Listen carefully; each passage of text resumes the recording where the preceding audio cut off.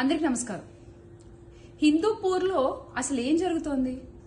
కొన్ని రోజుల క్రితమేమో వైఎస్ఆర్ కాంగ్రెస్ పార్టీ కార్యాలయం పైకి వచ్చి ఇష్టం వచ్చినట్టు దాడులు చేశారు, విధ్వంసం సృష్టించారు, అక్కడ కార్యకర్తల్ని కొట్టారు.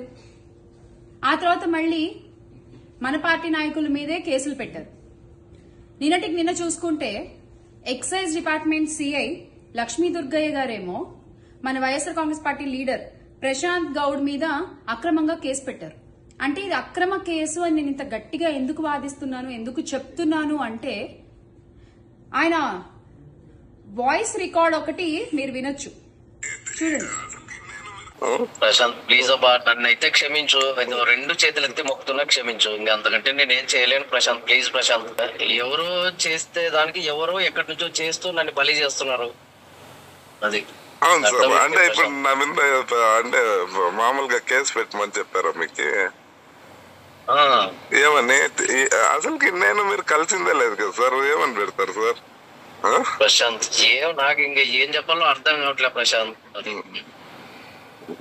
సరేలే సార్, చెయ్యండి ఏమేమి చేస్తారో. సో అంటే ఒక సిఐ హోదాలో ఉండి లక్ష్మీ దుర్గయ్య గారు నన్ను క్షమించండి, నేనేం చేయలేకపోతున్నాను, నా మీద ఒత్తిడి అలా ఉంది, నాపై ప్రెషర్ అలా ఉంది, మీపై కేసు పెట్టాలి అని చెప్పి ఆయన ఒక వాయిస్ కాల్ ని మనం ఇప్పుడే విన్నాం కూడా. అంటే పోలీసులు కూడా పాపం ఏం చేస్తారు, ఏదో అడకత్తెరలో పోక చెక్కలాగా అయిపోయారు పాపం వాళ్ళు కూడా. అంటే వాళ్ళు కూడా ఏం చేయలేని పరిస్థితి, వాళ్ళ పేర్లు చెప్తారు, వీళ్ళు కేసులు పెట్టాలి. అదొక్కటేనా? ఒక పోలీస్ ఉద్యోగాన్ని ఎంత అగౌరవపరుస్తూ ఈ రోజున కూటమి రాజకీయాలు చేస్తున్నారు అంటే, ఎంత దుర్మార్గపు రాజ్యాంగాన్ని నడిపిస్తున్నారు అంటే ఈ ఒక్క ఉదాహరణతో మనం చెప్పొచ్చు.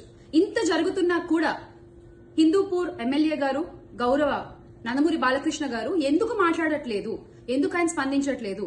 మా వైఎస్ఆర్ కాంగ్రెస్ పార్టీ కార్యాలయం మీద అప్పుడు మాట్లాడలేదు, ఈ రోజు మాట్లాడట్లేదు. ఎందుకని? సార్, నాకు సినిమాలంటే చాలా గౌరవం, నేను అక్కడి నుంచి వచ్చిందాన్నే.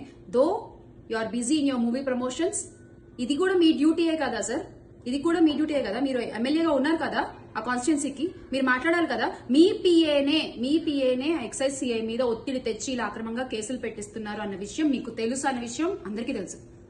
దీనిపై మీ స్పందన ఏంటి? డైరెక్ట్ గా అడుగుతున్నాను బాలకృష్ణ గారు, you have to respond on this. ఇలా అక్రమంగా కేసులు పెట్టేసి కార్యాలయాలపై దాడులు చేసేసి కార్యకర్తల్ని కొట్టేస్తే మాత్రం ఇలాగే నోరు మూసుకుని చూస్తూ ఊరుకుంటారులే అనుకుంటే అది మీ పొరపాటే. ఖచ్చితంగా గట్టిగా అన్ని గొంతుకులు ఒకటే ప్రశ్నిస్తున్నా ఈ రోజున సమాధానం చెప్పలేక మీరే దాక్కుంటున్నారు. డెఫినెట్ గా కరెక్ట్ కాదు. మీ అన్యాయాలకి, మీ అక్రమాలకి అన్నిటికీ సమాధానం చెప్పే రోజు తొందరలోనే ఉంది. ఆల్రెడీ అక్కడ దీపిక గారు కూడా గట్టిగా మిమ్మల్ని ప్రశ్నిస్తున్నారు హిందూపూర్ లో, కానీ మీరు ఏ ఒక్క ప్రశ్నకి కూడా సమాధానం చెప్పట్లేదు.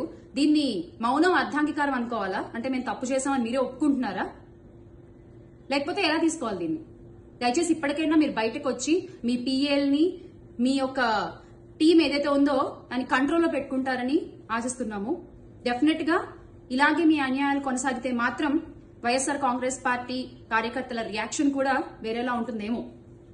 So get ready for that also. Make Andhra great again with Jagan అన్న. జోహార్ వైఎస్ఆర్, జై జగన్.